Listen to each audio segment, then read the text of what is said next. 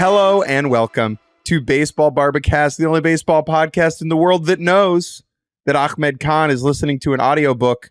I'm Jake Mintz. That's Jordan Shusterman, and maybe he's listening to this show. You know, I was texting a friend of the show, Daniel Palka, yesterday.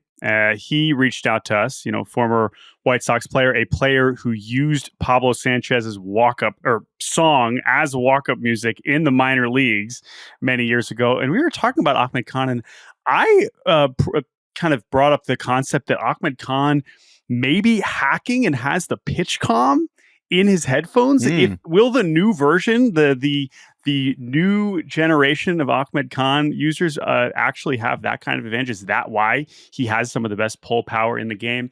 All that and more will be covered on this episode of Baseball Barbacast. We are so excited to be talking about those children. Again, if you have no idea what we're talking about, we'll kind of take a step back and give about some background about the pending return of backyard sports and backyard baseball, a game that means a lot to us. We're also going to talk about prospects on this Wednesday edition. We are recording this a little bit later on Wednesday due to some scheduling conflicts. And so rather than focus on it, there's already some games going on this afternoon. Rather than focus on the action on the field, we don't want to feel too late. We want to take a step farther back, talk about backyard baseball, talk about prospects, and then we'll be back on Friday with some more timely analysis of the on-field action. If you really want to hear our thoughts on 2023 All-Star Game MVP Elias Diaz hitting the waiver wire, just go watch some Mikey Thomas highlights, and that will fill your tank instead. So let's dive right in. What is backyard baseball, and why does it mean so much to us, and why is it only coming back now? For those of you who don't know, who are maybe of an older or a younger generation, you maybe have some sort of touchstone with this game. I would say for most people that is Pablo Sanchez, who is the most infamous and beloved character by many. He is the popular answer. If you ask someone, who's your favorite character in backyard sports, and they say Pablo Sanchez, that is a hint that maybe they are a surface level ball knower, Jordan Shusterman. This game was an integral part of our childhood. It features 30 children cartoon characters conjured up by the creators of this game playing baseball. The first edition of this game, Backyard Baseball, came out in 1999, I believe. Seven. The first edition, 1997. And then the version that we were certainly most familiar with was Backyard Baseball 2001. And that was the game that we really became attached to because that game, which came out in the summer of 2000, featured 31 major league ball players. And that, kind of that as crossover kids. as kids. And so that combination of the backyard kids in this fictional neighborhood that we all kind of grew to love as children, combining them being on the same field with Barry Bonds and Sammy Sosa and Mark McGwire and Randy Johnson, that meshing of a universe was so unique and so special and really stood the test of time to the point where it is still a game and as I mentioned, a world that still means a lot to a lot of people. This is a franchise originally produced by Humongous Entertainment, and it expanded. We had backyard soccer, we had backyard football, we had backyard basketball, and we had backyard skateboarding even at one point. And over the early 2000s, from 97 to 2003, 4, a lot of these games came out, and we played all of them, and there were some pros in those other sports too. But I do feel like the richness and the depth of the baseball game in particular stands out among all of them, and I do think is why when it was announced this week that it is indeed returning after a couple weeks of some hints being dropped on Instagram by the company Playground Productions that managed to acquire the IP and is clearly remaking the game. This is why for baseball fans in particular, this is a very, very significant development and something I think we've been looking forward to for a long time. This game is a nostalgia bomb. There is no easier way to rack up cheap RTs than to tweet out a picture of Pablo Sanchez and say, only real ones know this guy would have hit 40 bombs and stole 40 bases. It's both eye-rolly, but yet it hits, right? Yeah. And the deep richness of this game, the development of the characters, the different types of people and players and playable people that are in this game made this game important to a lot of different types of people. Like my fiance, who had never heard of Clayton Kershaw before Andy McCullough's book was sitting on our coffee table, played backyard baseball. Yeah. Okay. Yeah. And like, that's so funny. Yeah. No, but that's to think about. It's a great way to put it, because of course we play backyard baseball, but it reached it was and this is why in the the people at Playground Productions who have talked about in these press releases, like, this is a game that meant a lot to a lot of kids, not just like young sports fans. Like, this was a time when, especially for Humongous Entertainment, not just sports games, there were a lot of just educational games for kids, PC games in particular, that's what kids were playing. And so now, of course, the gaming landscape has expanded 10 million fold, right? Because we have all these consoles and we have online gaming and all those things. But that's why the likes of these games, Pajama Sam and stuff like that, like, that's what we were playing, right? And so it reached a much larger audience, whereas now it's just so much more diluted because there's basically too many games to play. And so, not that there aren't more games that are popular than others, but there were only so many of them. And this was obviously a world that really broke through in a mainstream way. And the IP for this game had quite a journey. I don't want to get into the specifics of it here. Yeah. But the popularity of the backyard sports games kind of goes downhill in the mid 2000s because they try and get too 3D. Right. Yeah. And that's a big part of it, is that the gameplay got a little bit too complicated and it just didn't look, the simplicity of the original games was part of what made it so alluring. Yeah. And as the gaming landscape, sophisticated itself as time went on, the Humongous Entertainment people they kind of got caught in between whether to ride that wave or to maintain the nostalgia. Right. Do we make this just lean into the console stuff with GameCubes and PlayStations? And that's the balance. And as we kind of look forward as to what this game is going to possibly be, we still have a limited amount of information, but keeping the 2D elements, keeping it simple in an arcade form, not making this grand and complicated, because so many of the sports games now that we honestly don't play that much because there's almost too much going on. And of course, the richness and the detail and all these different modes are fun to some degree.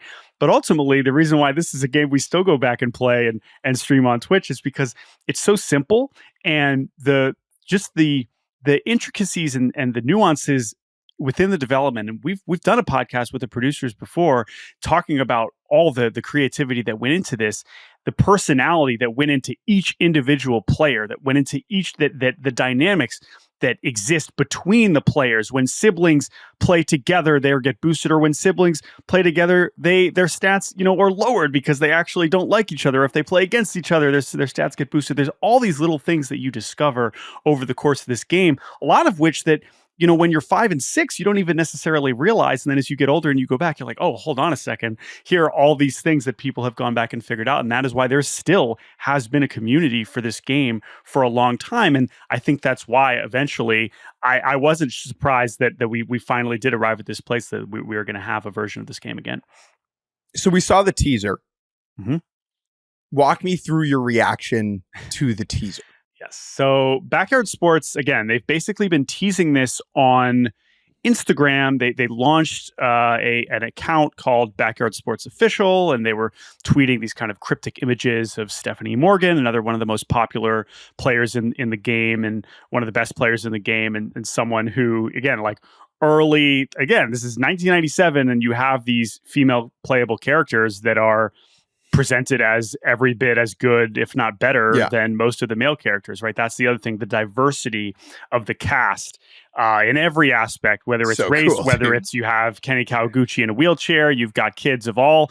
I mean, the ages is something we've kind of debated forever. Is like, how old are these kids? Like, is the range here from like age 6 to age 14? Like, part of me doesn't want to know the answer because, again, it's a video game. Who cares? But anyway, ultimately, we get these images, and then earlier this week, they drop a 40-second clip that is very reminiscent of kind of the sequence that they had in the original game, which is basically just kind of a montage of the players meeting up and then ultimately arriving at a field. And it builds up to this moment where Stephanie Morgan delivers a pitch to Pablo Sanchez, the famous character. And you have some of the other very familiar ones. They managed to get 16 of the 30 backyard kids into these 40 seconds, which I think was really cool. But again, you're introducing all of them. You're seeing the Del Vecchio siblings together riding on a bike. You're seeing some other dynamics already in play here. It's, again, as you mentioned, a nostalgia bomb, but it's cool. What was your favorite part of the intro? Shouts out to Marky Dubois' frog making an appearance. I was not expecting Marky to make the cut here, but that was definitely a welcome. I hope he's still not wearing shoes. Yeah, shoeless. Okay, shoeless. Okay, good. Yeah. Shoeless Marky. And then they kill off Dmitry Petrovich. I mean, he explodes the volcano and turns to a pile of ash. I thought that was a little bit. It's a little dramatic. Nervous. That was a little dramatic. They got to be more vague about Dmitry Petrovich's national origins because, Russian athletes not allowed to compete under the flag at the Olympics. That's true. He just has to be like vaguely, Eastern European now. He can't. No, but we hope seemingly, I mean, this is another big part of this is all these same characters that we're used to will be back. That's part of, acquiring the IP is to be able to use these ones. And then the other, I think, highlight of this video is Sunny Day and Vinny the Gooch, right? The broadcasters. I think this is another big part of, and they are in all the sports. Sunny Day and Vinny, Vinny's not in all the sports. He's not in all the sports. Vinny is not in all the sports. That's true. Barry DJ is the basketball guy. The basketball guy. Chuck Downfield for football. Don't remember the soccer one. But yes, Chuck Downfield. Earl Grey. Oh my gosh! See, that's amazing. So I don't know who that's amazing that you remember that. So Chuck Downfield Buddy is like Check. God, I did play backyard hockey. That was another really good one. But Vinny is basically like a Harry Carey nod to some degree, at least with the glasses. You have Chuck Downfield was like a John Madden, basically impersonation. But you have Sunny Day again. Here's this female play-by-play broadcaster in 1997. Like it was so normal. This was like, yes, I know. This is sports. And so it's so funny then when 20 years later, we're talking about all these incredible women making history in the booth. It's like, yeah, Sunny Day. Duh. It's like, can you imagine if like Jenny Kavanaugh, when she got the gig, is like, a lot of people say I'm a trailblazer, but I wouldn't have been here without Sunny Day. We joke, but that does matter. It's truly right. And so anyway, so that's cool. It's just a lot of familiarity, and it's just cool to see the animations just all feel very comfortable and kind of what we're expecting. So look, a lot of questions about what this game is ultimately going to look like. They say that it's in the coming months. Based on the trailer, I would assume that baseball is going to be the first game that we see, but it sounds like they are trying to expand the whole universe. And there's a lot of pressure on this, but I also it's an incredible opportunity, and I based on the way that they've talked about it and the people involved and some of the artists and the way they've talked about it, like I'm encouraged so far. I'm sure there's going to be parts of this game that are not what we want it to be, but I think as long as they can kind of maintain the spirit and the simplicity and the personality and kind of restoring and allowing kids now, because it should be a game. It should still be a game for kids. It's not a game for us, right? We're going to love playing it again, right? But it shouldn't be a game for us. I want kids now to learn about Marky, to learn about Dante Robinson, to learn about all these kids and figure out which one's their favorite, figure out which ones they think like, oh, I hate this kid. Reese Worthington is a pain in the ass. Like, I don't want to deal with him, right? Like, I'm going to buy like 40 copies of it and just like hand them out at a Little League practice. 100%. Right. So all of that and just the idea of that next generation having that experience in the way that we are still kind of living through it again is very, very, very exciting. So those are kind of the big things. And now I think we should transition to the other big question about what this game is going to be. And that is whether or not we are going to have major leaguers involved. I think let's take a quick break. Okay. When we get back, we will run through the 31 players that were in 2001 very quickly. We'll speed run that. Just so people have some context. And then we will assign, shouts out to an email from Jacob, we will assign who the 30 MLB reps will be for, in our minds, in our ideal world, for the new Backyard Baseball. And welcome back to Baseball Barbacast, or as Ian Happ calls us, Backyard Barbecue. Hey, fitting for this episode. Yeah. As we return to the Backyard universe for our next segment, and talk about the really potentially exciting thing and something that has kind of been bandied about as we reflect and, think back at what we loved about this game is that meshing, right? Bringing in big leaguers as children into this universe. Of course, it's fun to play the likes of a MLB The Show or, other newer games, that have, Super Mega Baseball. Like there have been other baseball style or arcade style baseball games that have come out with characters that have succeeded, and credit to those games. I know we haven't necessarily got attached to those, But that was really the magic, is in 2001 or 2000, I guess, they introduce MLB players, they get the licensing, and they have players in the game, including, by the way, I should mention at the start, Barry Bonds, who is not in the games that we play later on, like MVP, which is kind of amazing. So I don't know the story or the background behind the licensing for all these things, but the point is the original game, or the second edition in 2001, had one player from every team except for the Reds, who had two. And the reason for that is they were committed to having Ken Griffey Jr. in the game, and he had changed teams right around when they were making it. And so ultimately he had to be on the Reds instead of the Mariners, and they kept Barry Larkin in the game. Now, I will caveat what our conversation is with the fact that I am skeptical that the first edition of this backyard baseball game is going to have big leaguers. The hope is that it's a success when it returns, and then someday we get the licensing involved and we do have this someday. But it is still a fun conversation to have. There will be licensing for this at some point. It feels inevitable. It's in everyone's best interest. I imagine it'll get done. Whether it is the case for the first game is TBD. I'm just going to speed run who is in the game just so people have a little bit of context. Okay. I'm going to go division by division. Yankees, Derek Jeter. Red Sox, Nomar Garciaparra. Orioles, Cal Ripken Jr. Yeah. I do not have it up here in front of me. I mean, I could do this off the top of my head. You do have it on top of your head. Blue Jays, Raul Mondesi. Blue Jays, Mondesi. Devil Rays was Jose Canseco at the time. Royals, we had Carlos Beltran. White Sox, Frank Thomas. Tigers, Juan Gonzalez. Then Cleveland baseball team was Kenny Lofton, who was super duper underrated. He was fantastic. Then we had the Twins was Marty Cordova, one of the funniest ones for sure. The Mariners was A-Rod. The Angels was Mo Vaughn. Yes, Mo Vaughn with the old retro Angels hat. The A's was Jason Giambi. The Astros were not in the AL West at that point, but it was Jeff Bagwell. The Rangers was...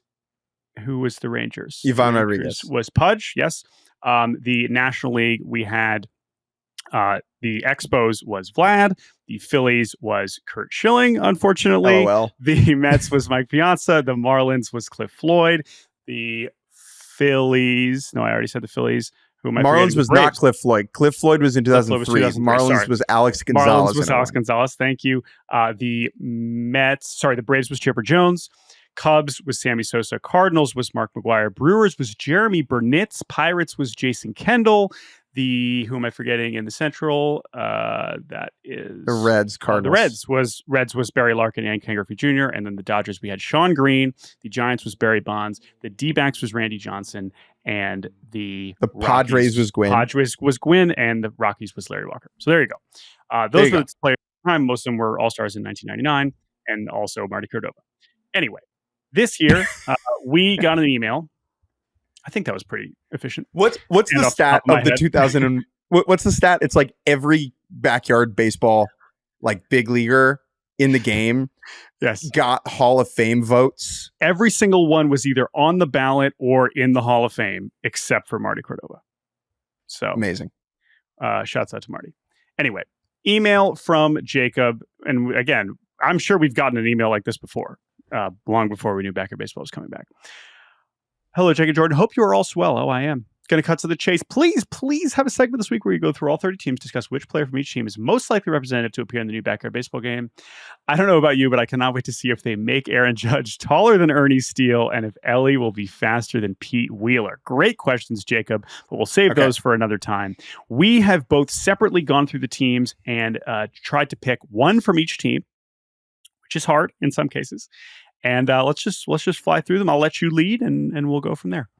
We go east to west, AL to NL, and we frequently end a lot of these conversations with the Rockies, and that just feels underwhelming. So we're going to go the other way, and we're going to start with the National League West. Okay? Yep. And we will go bottom to top of the divisions as currently situated. So we will begin with the Colorado Rockies.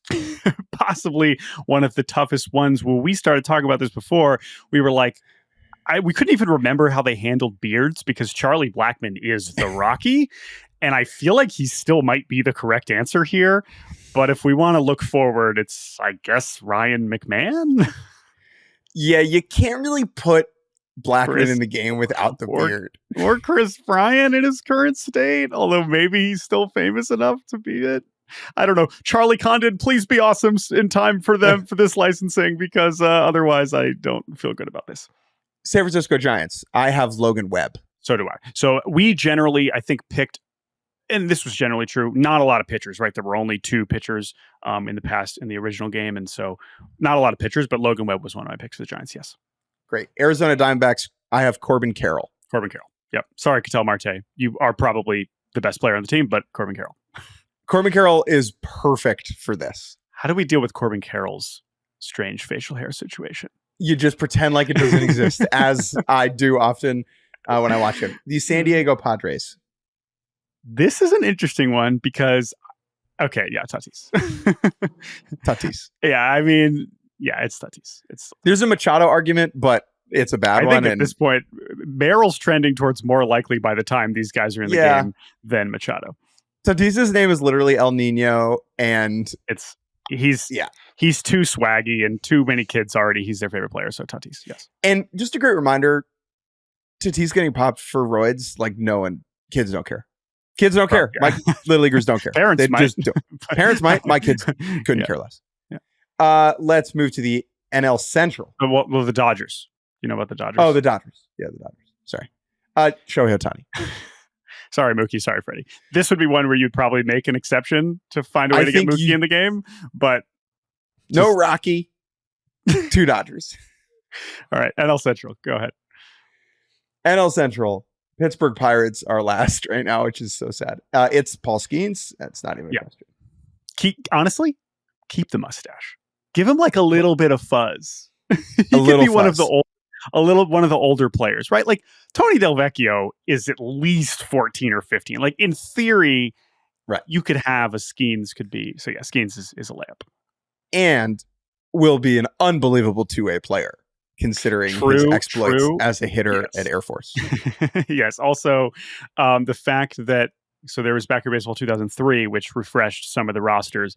Jason Kendall surviving and being the Pirate in both of those games really speaks to Pittsburgh baseball in the early 2000s. Cincinnati Reds is Ellie De La Cruz. Cincinnati Reds, Ellie De La Cruz, no question. He will be one of the most enjoyable players. Maybe the easiest pick. Yes. Yeah. The St. Louis Cardinals. Wait, hold on. Can I also just say, switch hitting was very weird in early Backyard Baseball. I believe it was like broken to where they had a switch hitter in Carlos Beltran, but the platoon advantage was wrong. It was flipped. Like Carlos Beltran would hit lefty against lefties and righty against righties. But anyway, I'm curious with how they would do switch hitting. St. Louis Cardinals. I am going to loop this in with the Milwaukee Brewers and say both Contrerases should be in the game. Love this answer. I actually think that is the right way to do it. I think Mason Wynn is trending towards being a fun one, as like a fun young up and coming player that we talked about recently as like one of the more underrated, awesome young shortstops. So I think Wynn would be fun, but I love that because I wasn't sure on Milwaukee either. So I think that's a good dynamic. Leaning into the familial aspect of it. 100%. That's something we haven't really seen. That would be awesome. I love that. And then the Chicago Cubs. This was one of the tougher ones for me. Who did you go with? I think Dansby still has enough cachet that it should be him. I think so too, but like, and you could have like backyard soccer, like Mallory is like around, and then like Dansby shows up in backyard soccer. True. Oh, okay, you're right. Never mind. I'm in. Dansby can stay. Yeah, because I was like, I don't love Dansby right now, but no, he's still and you could do stuff with the hair, and like I think that's great. Yeah, that's great. I'm in. NL East. Miami Marlins. Brewers were just keeping Contreras. I like that. Okay, NL East. Brewers, Contreras. Miami Marlins. Very tough one. I leaned Sandy Alcantara, who has not thrown a pitch this season. He is tall. He is unique. And we need some pitchers. And there are no Marlins hitters that I would feel comfortable with. You could make a Jake Berger argument. I think you're about to. I thought about making a Jake Berger argument from a personality. Like that could just be a fun one to have. But I think Yuri's just as good of an answer as Sandy. I mean, they're both injured, and Yuri's the youngest pitcher in the league, and like is tall, also even taller, I think. And like you could have the super skinny, like Randy Johnson kind of build with Yuri. So I don't know. This is probably one where you go with the pitcher. Sandy, won a Cy Young. Uri has thrown 90 innings in the big leagues. I know you love Uri Perez. I respect you, and I see you, Jordan. That's fine. No. Washington Nationals. This is an interesting one. I think I got to go James Wood here. I think CJ Abrams would be very fun.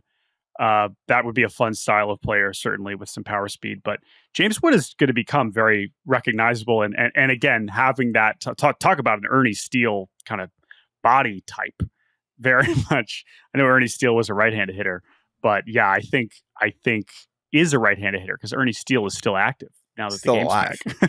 back. Never but ate. I think James Wood is. I feel good about James Wood.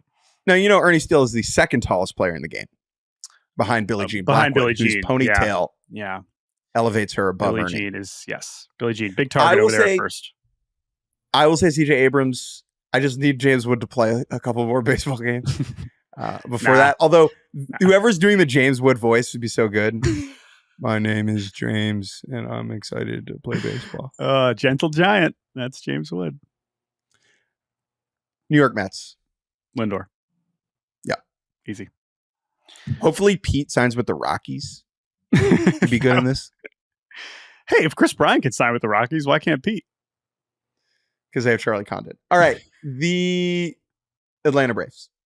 Charlie Condon's playing the outfield. Atlanta Braves, Acuna. Sorry, Spencer Acuna. Strider. I guess it would be fun, but Acuna's easy answer here. The problem with Strider in this is that he'd throw too hard. Like the whole bit is like it's hittable. Yeah. Yeah. Right. What kind of pitchers? I guess Randy Johnson was in the game. Yeah, come on now. Yes. I mean, there was a fireball. Hey, anyone could throw a fireball if you sequence your power-ups correctly.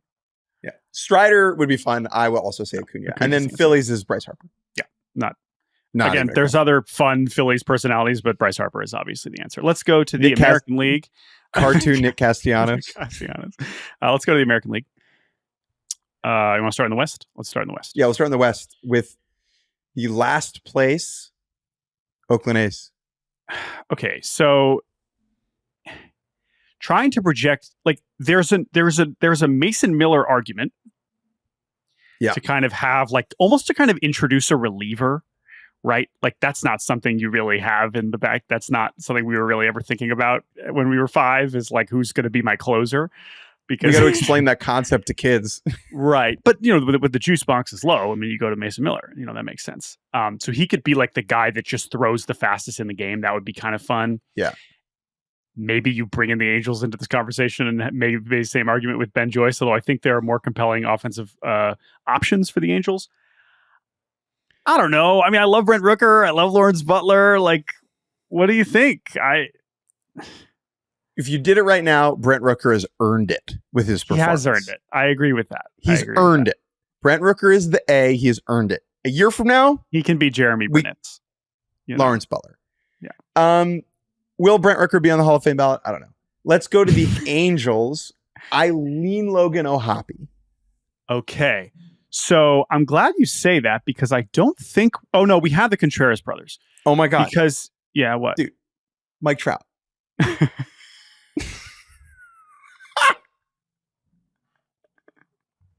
Oh, my God. I was about to start talking about Zach Neto.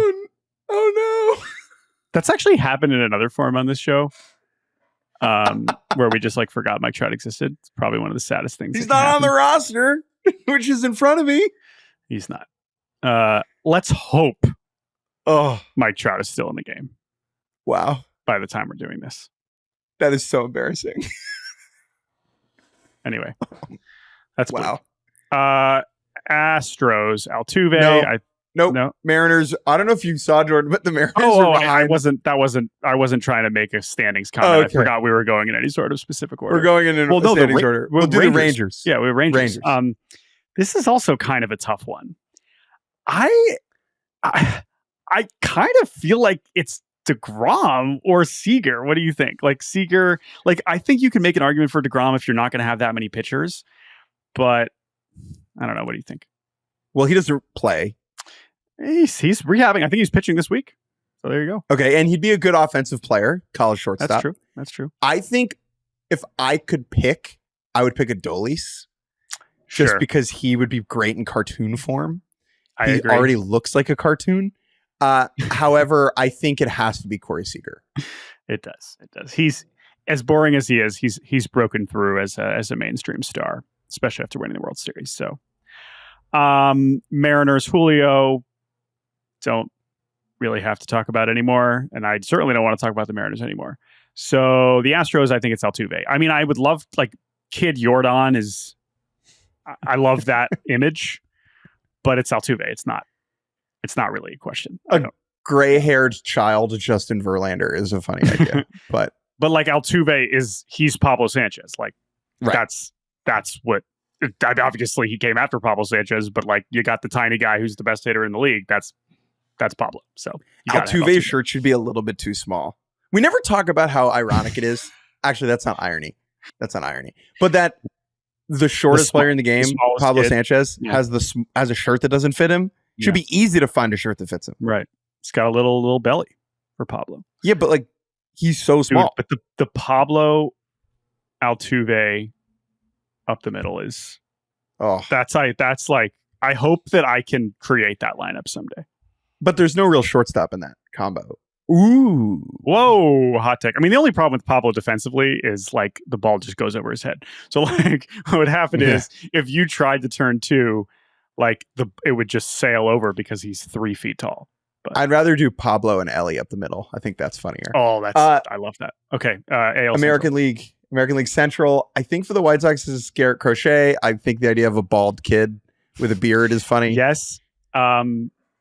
Also, odds of Garrett Crochet still being on the White Sox when this is a thing, very slim. Same with Luis Robert. So I guess Hagen Smith. Noah Schultz actually is an interesting one as the Randy John. We'll talk about him in the prospect stuff later, as the 6'9" lefty. Cosplaying as Randy Johnson. He doesn't deserve it because he's not very good. Oh, dude, Luis Robert. But same thing as Crochet, though. Is he on the team at this point? But Robert is not a bad answer. Who are you going to say? Benintendi. Why? He's going to be on the team. He's going to be on the team. That's true. He will be there. That's actually a good point. Although he's playing well lately. Maybe he's up in that trade value. Next up, the Detroit Tigers. I think it's Tarek Skubal. Yeah, I think this is one where you just keep it simple. Go with the best pitcher. He should be there. So Skubal's a good pick. Minnesota Twins. The energy has to be Royce Lewis. Correct. Has to be. He embodies the pure spirit of backyard baseball, right? Of a kid's game. He's as happy as it gets. He homered again? also bald. Funny. So I think it's him. But I think it's him. I actually don't think it's really that close. Obviously Correa is very famous and worthy. Buxton too, but I feel pretty good about it being Royce Lewis, especially if I'm projecting forward. The Kansas City Royals is Bobby Witt Jr. Bobby Witt Jr. used a Pablo Sanchez bat and homered with it during Players Weekend, which was just sensational stuff. It's unfortunate that this game will not have Salvador Perez in it. If Bobby Witt Jr. was on a different team, Salvi would be perfect, but it is Bobby Witt Jr. There's no question that it is Bobby Witt Jr. In fact, I think that when this comes out, Bobby Witt Jr. will be on the cover. My guess is that he will be the cover guy. He is a great candidate to be on the cover. Totally agree with that. Seth Lugo, you're having a great season. Sorry, we're going to go with Bobby Witt here. We then have the Cleveland Guardians. This is Jose Ramirez. Quan would be fun, but I don't think this one's very complicated either. I think he's delightful. And there's a case for Jhonkensy Noel. I hope that Jhonkensy Noel is still playing well enough to where we can talk about that when this game comes out with major leaguers. Let's finish up with the American League East and the Toronto Blue Jays. The last place Toronto Blue Jays. It is Vlad Jr., another one of the easiest ones. Obviously, we have Vlad. One of my favorite backyard baseball interactions that we had once when we were talking about this game was, there's a part of the game where you kind of can scroll through the bleachers and you see all the kids sitting on the bleachers. And there was a part where it was Vlad in his Expos jersey sitting next to Raul Mondesi in his Blue Jays jersey. And it just looked like he was sitting with a future version of his kid. It's very, very funny. But yeah, Vlad Jr. would be an absolute layup and no question about that. Tampa Bay. This one is a little bit harder for obvious reasons and kind of related to the Tampa Bay discourse that we have all the time about who are the players that stick around on this team. Randy would have been perfect, right? Absolutely perfect. And in a world where Julio isn't on the Mariners, he would be a good pick for the Mariners as well, because he is very famous and very kid-friendly and just awesome. I don't know. What are we going with here? McClanahan? Like projecting forward? McClanahan is a good pick. Caminero has not done enough. Yeah, Yandy is what I wrote down. I think the idea of a ripped 7-year-old is so fun. Yeah. Again, it's hard if we're answering it tomorrow versus answering it when this is probably a reality. Maybe Caminero is more relevant by then. I don't know. This is a really tough one. I'd be curious what Ray. We've heard from some Rays fans. Who would you want to see in this? So like Carson Williams. Next one is the Red Sox. Theo Gillen. Yeah, wow, we're going all the way to Theo Gillen. Red Sox. Devers. Jaron Duran, I guess has an argument to some degree, but Devers is not anymore. Yeah, not anymore. Right, exactly. Devers is, I feel pretty good about that. And then, all right, Orioles and Yankees. So Yankees, it's Judge. Obviously, they're going to want to have Juan Soto in this game, whether he's on the Yankees or on another team. So you would find a way to make that happen. But it's Judge. And right, how giant would you make him? That would be very interesting. I would be compelled to see that.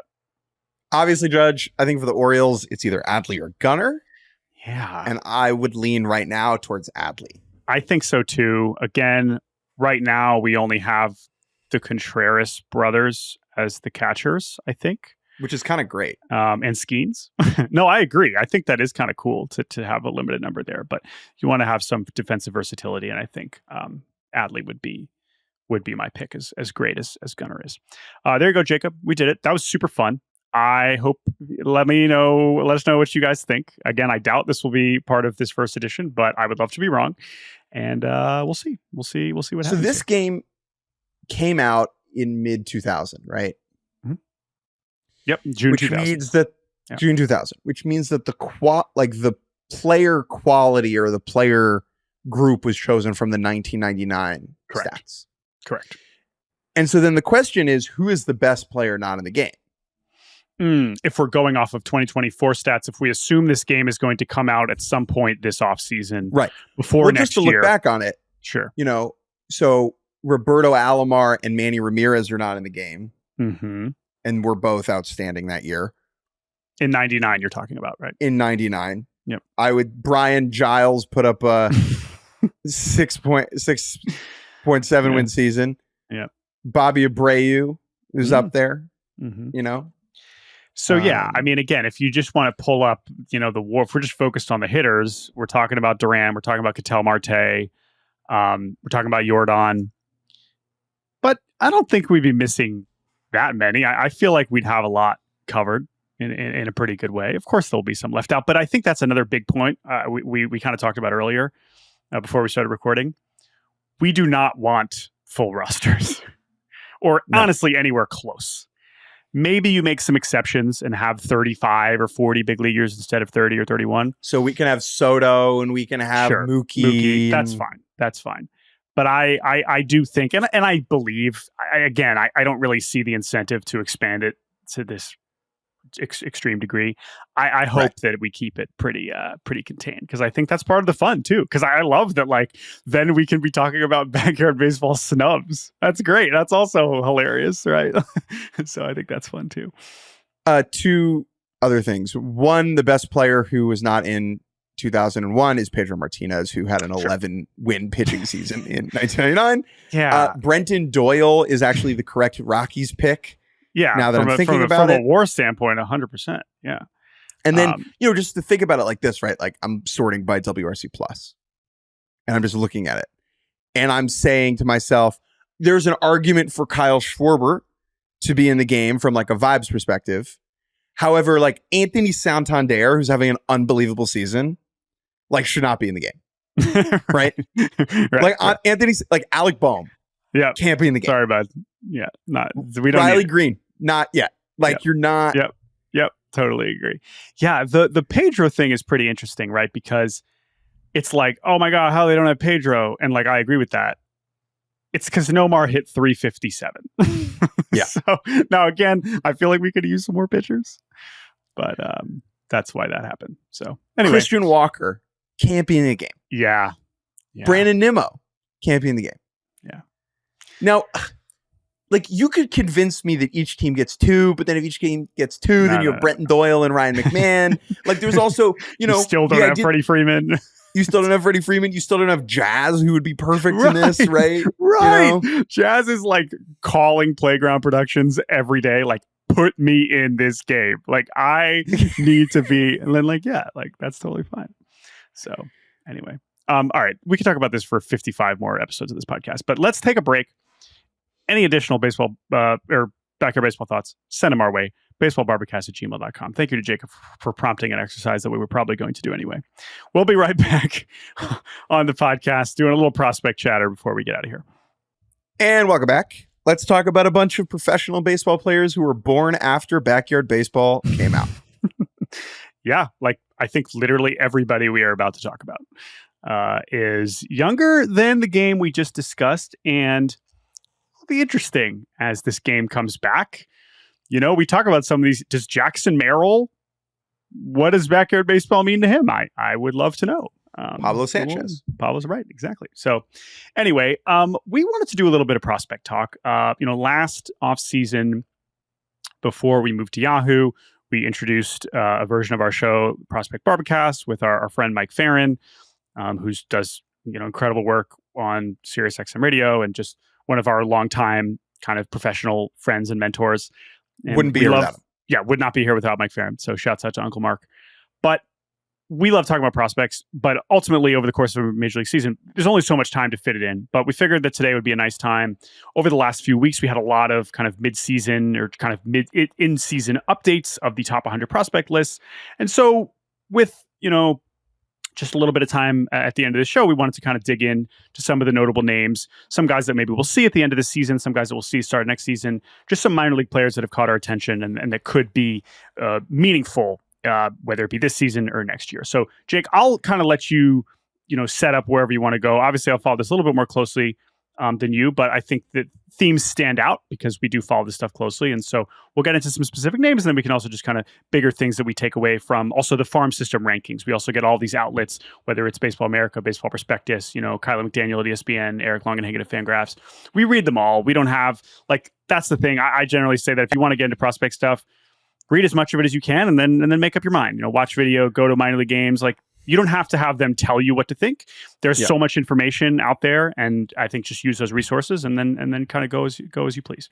Read as much as you can, and then just regurgitate what Eric Longenhagen says. That's usually what I do. So my first question for you, Jordan, as someone who's less in tune with this, something that is maybe obvious to us, but notable to me, is that Jackson Holliday doesn't move down any of these lists. Some lists have James Wood over him. Now that's the case at, I believe, Prospect List and at Baseball Prospectus. Yeah. So Prospects BP Live. So we also include 1. Prospects Live and Just Baseball. I think R.M. Layton does an awesome job, so I included his list too. Mm-hmm. Got it. So there are a couple that don't have Holliday at 1. Mm-hmm. Everyone has him at either 1 or 2, right? Mm-hmm. And so the opinion on Holliday has not changed based upon his struggles at the big league level. Why that be? Yeah, I mean, again, the track record was so, I just don't think however many plate appearances it was when he sucked in his first stint just wasn't enough of a sample to move him down. I do think that an interesting part of the Holliday discussion is, are we just talking about a second baseman moving forward, right? And I always find this fascinating when we're talking about prospects or young players that come up from a positional standpoint where it's I've actually thought about this a lot with Churio. When we talked about him as a minor leaguer, it was oh my gosh, this power speed center fielder, and now he's really only playing left and hasn't been a very good outfielder. I know some of the metrics rate him favorably, but he might just be a left fielder, which is fine if he's hitting the way he's been hitting recently. But sometimes the nature of the roster kind of forces guys into different positions and ultimately changes their overall value. And I'm curious if we ever see Jackson Holliday play shortstop anytime soon, and if he's capable of that. I think there have been mixed reports about his defense. Now, ultimately, we're talking about him as a hitter, and that's why he's still at the top. But I think that's another part of his profile that now we're just kind of watching him at second. And He's looked, I think, pretty good there recently, but had some moments where it's like, oh, okay, it's just like an average second baseman. Now you really have to hit because you're not necessarily providing as much defensive value. Next guy I want to ask about is Carson Williams with the Rays, who maybe isn't as famous as some of the other guys in the top 10. I think some of that is because his last name is just Williams. Like, oh, Carson Williams. He could. Who's that? Could be on any. Who's that? Right. Whereas you're like, oh, Kobe May. I've heard that name 1,000 times. Yeah. So Carson Williams is interesting, and I just want to kind of broaden this out to just a conversation about the Rays and their system in general, because we got this updated farm system rankings, and generally all the outlets have the Rays or the Orioles, in that top spot. And it's because of Carson Williams and what he has become, who was drafted as, a high school shortstop out of California, was kind of young for his class, and has really just, his offense, his power in particular, has really exploded this year. And he's still behind Junior Caminero. And so when you think about the Rays infield and just why they feel comfortable moving on from an Isaac Paredes, they also have a first baseman, Xavier Isaac, who's kind of worked his way up into that top 50 range.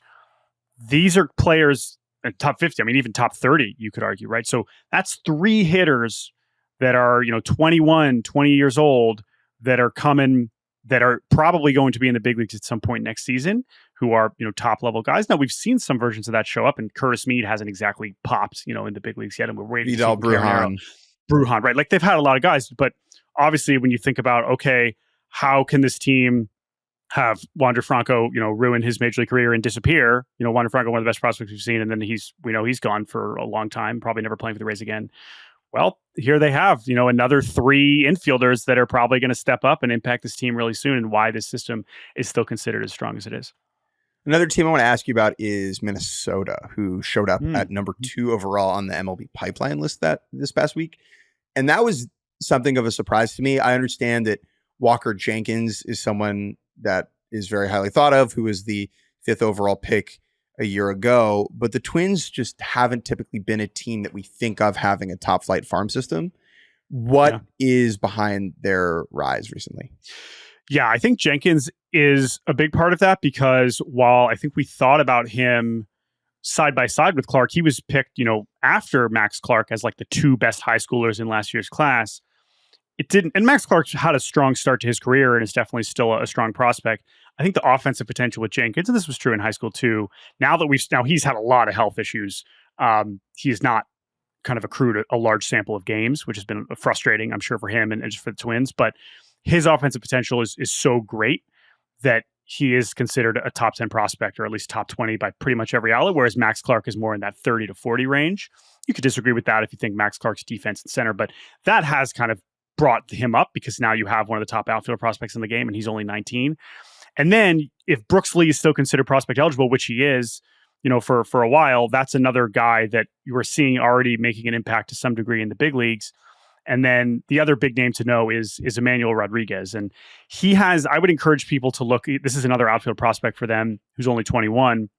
Some of the more extreme numbers you'll see, just because he walks an outrageous amount and strikes out an outrageous amount, but also is getting to his power. So it creates a very interesting slash line. But that's a guy too, especially if he's a center fielder. That's just a very, very valuable prospect. And when you have, as we just talked about with the Rays, if you've got 3 top 30 hitters, you're going to rank pretty highly. So you have a list here where you average out everyone's ranking from these various sites. Mm-hmm. Who is a player in your mind that is being either overrated, and then we'll do one who's being underrated by the industry? So tell me someone, not to crap on someone, but who's someone in the top 50 here who you're a little bit lower on? Man, that's an interesting question. So I don't know if I really believe this, but I wanted to talk about him because I just think he's fascinating. But I think Ethan Salas is absolutely one of the most interesting players that we have in the minor leagues right now. And the Padres, who have, of course, traded away so many prospects, now have a farm system that by basically every outlet is, bottom 5. But they still have 2 prospects that we see in the top of their farms, of the list, appearing in the top 100. One of them is Salas, and one of them is Leo DeVries. Leo DeVries is a switch hitting shortstop who they signed in last year's international class, off to a really strong start. He just ended his season with an injury, so he's not going to play anymore this year. That's a guy we could see as a top 10 prospect, at this time next year very easily. But Salas is someone who was kind of rushed, not just in the system, but also, on prospect list, because it was like, oh my God, this is a 17-year-old catching in AA, I think at some point last year when they rushed him all the way up to the end. And this is someone who had just signed as a young catcher out of Venezuela for the biggest bonus. And it was like, oh my, this is this precocious, this unbelievably advanced defender. And the reality is he has just not hit really at all this year, at least production-wise in the Midwest League. He's still obviously one of the youngest players in the league. And I'm fascinated with how his ranking shifted from what was basically universally top 10 at the start of the season to where now almost every list has dropped him to the 30 or so range, if not even lower. Now, Fangraphs, Eric Longenhagen's keeping him in the top 10, and I understand that. This is still someone who's clearly an advanced catcher who is making a good amount of contact. He's just not really accessing the power and is still not really getting the results. But he's he's the same age as the high schoolers that were just drafted, last month, right? And so it's so hard to judge that. But I'm just so interested to see how can San Diego continue to keep rushing him if he's hitting 190, right? Or will they actually get patient and will we see him just stick in high A for multiple seasons? He's just someone that we have not seen a prospect, especially a catcher, follow this path at all recently. And I just am really curious to see what happens next with him. The name that pops into my mind is Austin Hedges, where as an amateur, if you had taken 16-year-old Austin Hedges, 17-year-old Austin Hedges, and had him also catching, a Padre, and had that guy catching low A, defensively, he could have done it at that point, right? He was so advanced behind the dish at that point in his career, and he still is, really. And so in my mind, that is both a really good floor for any prospect. Like, I know Austin Hedges can't hit, and people are going to laugh at that. But if you sign anybody that turns into Austin Hedges, like, that's generally a win. Now, obviously, it would be a disappointment considering what Salas has already been hailed as. Sure. And so it is both like an alluring floor and a horrifying potential situation. Totally. So yeah, he just absolutely fascinates me. And then one other player that I just want to mention as just one of the more interesting guys over the last few months is a pitcher. There aren't a lot of pitchers on these lists anymore. A lot of them are getting hurt. A lot of them, no one trusts. But Harlan Susana has to be one of the more interesting pitchers to kind of monitor. And he showed up kind of in the middle of a couple of the top 100 lists, but also not appearing on some of the other ones. This is part of the Juan Soto trade package, who was throwing 100 miles an hour when he was 15. And that's kind of a terrifying thing that you see in prospects now.